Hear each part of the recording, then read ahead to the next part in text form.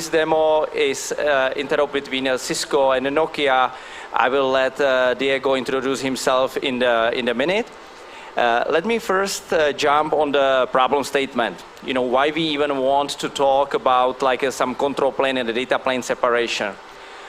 For everyone who ever tried the EVPN, you probably know that first thing what EVPN brings is all-active multi-homing. So basically, I'm always use the term that here, from the PE point of view, we cheat the CE. So basically, the P1 and P2 pretend that they are like a single device. This has a huge benefit from the high availability and from the convergence. At the same time, when you need to terminate some TCP session, which is, for example, a BGP, obviously, it's starting to be the challenge.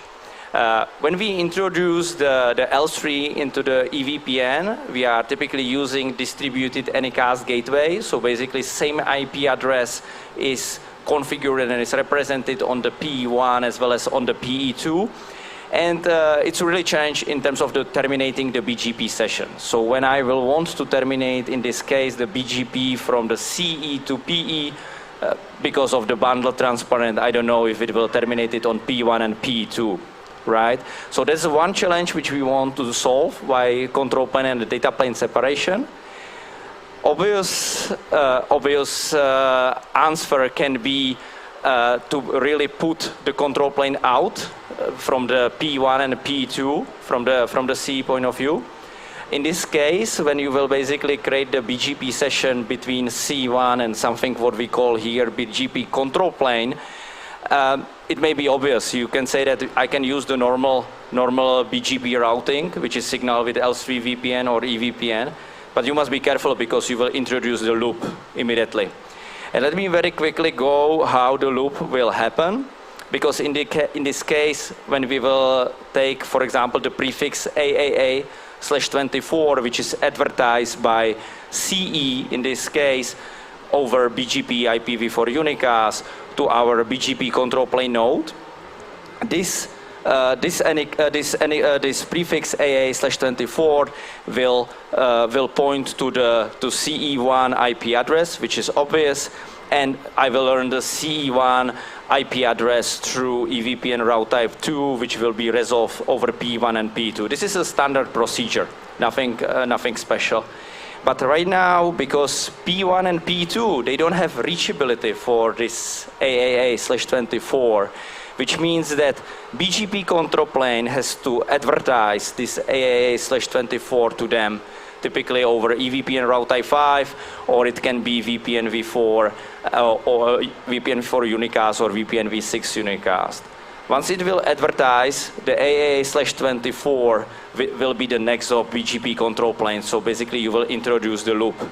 Obvious question can be, can I directly send the next hop to the P1 or P2? I cannot know their forwarding informations. I don't know their MPLS label. I don't know their VXLAN VNI and so on.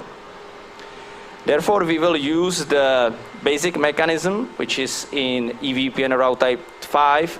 It's a standard way how EVPN route type 5 was defined. I'm also keeping the RFC for your reference here. And basically, IP gateway gives us the way how we can do yet another indirection on in the IP recursive lookup in the routing table.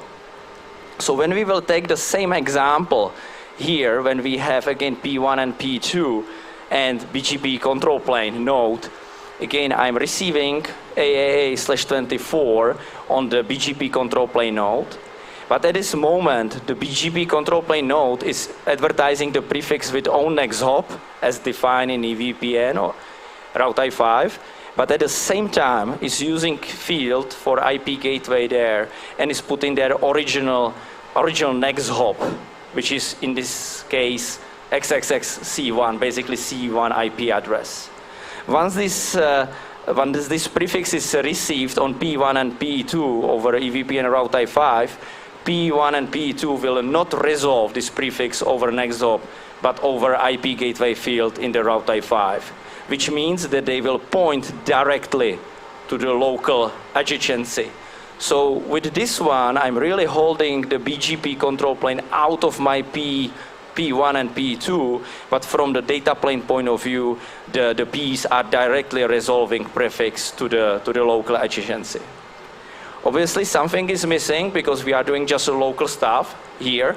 So when we will move to the end-to-end use case and actual demo here, we will have two sides. At this moment, we don't have a multi-homing because we will very quickly show that in the end of the day, multi-homing it will work with the multi-homing completely same way. So we have one CE here on the CE1, which is connected to the Cisco PE 41 node here in this case.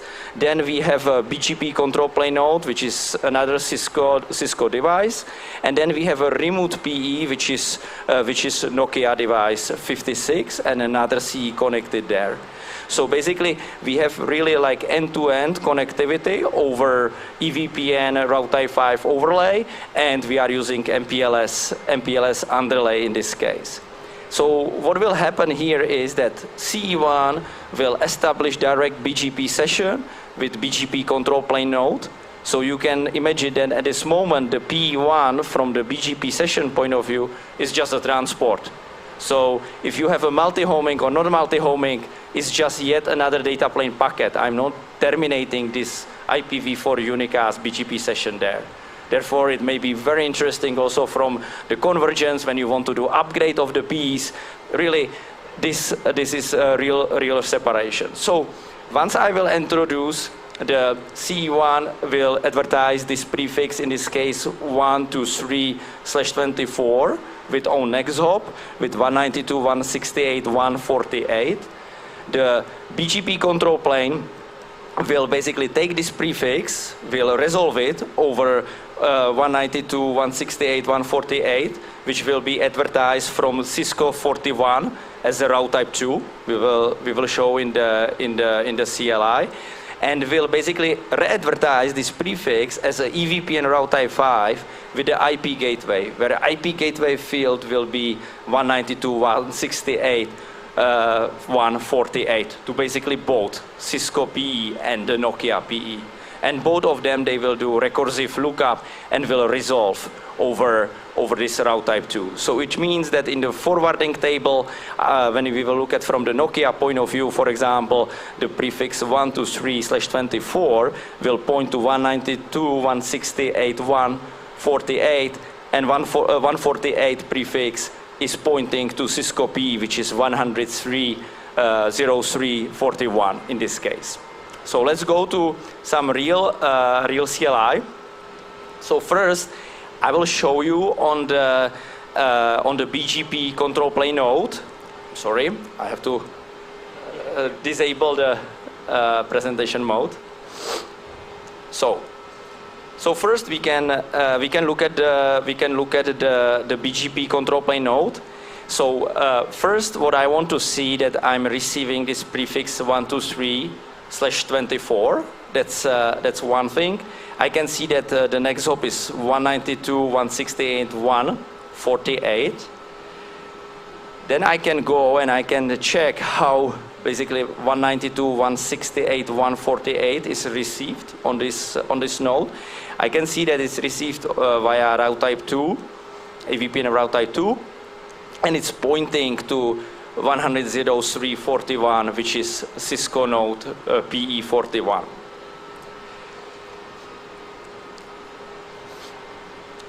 Then when we also look at like the rest of the stuff, I'm also receiving here the prefix 56/56/56/32, which is the remote CE on the Nokia side.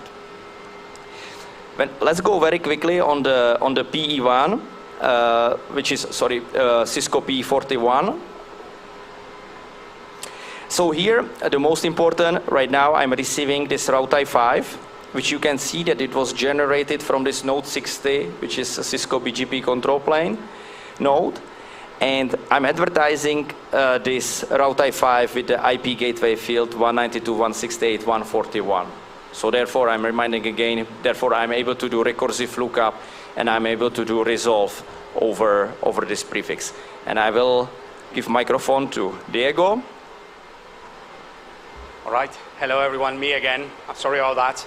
So now I will be showing you the same information that Jiri was showing on his Cisco PE on the Nokia side. So first of all, let me show you here the route type 5 that we received from the BGP control plane. So as you can see there, so important fields here is the prefix, right? Then we have the BGP next hop, which is advertised in the BGP and LRI, right? And we also have the gateway IP address there, which, as Jiri was mentioning, is the IP address of the remote CE, okay? So now, another important aspect here is that we also receive a route type 2, right? A route type 2 for this specific IP address that we saw here in the gateway address field in the route type 5. So as you can see here, we have that specific IP address associated to a given MAC address, okay? And that is going to be used to do recursive resolution for route type 5s over route type 2 MAC address and IP addresses, okay? So we can see here the routing table for that specific service, which we can see that the next hop for the prefix advertised by the BGP control plane is being resolved to an IP address that is not the IP address advertised in the NLRI in the BGP update, okay? It's not the next hop of the BGP route. It's actually the IP address. Oh, what is this? I don't know. So, okay, there you go. So that's one of the differences, right? And you can see here that, okay, as I was saying before, the next hop is the IP address of the remote node. It's not the NLRI advertised in the route type 5. And then we can see that that specific IP, we can see the ARP table within that specific VRF, and we see that it resolves to a MAC address that is being learned via EVPN, okay? And then that specific MAC address is also associated to a bridge domain, right, that we have already configured, and as you can see here, it resolves directly over MPLS to the remote PE. Okay, so as Jiri was mentioning, we see here the separation between in the control plane between the PEs and the CEs and the central control plane for BGP. So that's it for this demo. I will give the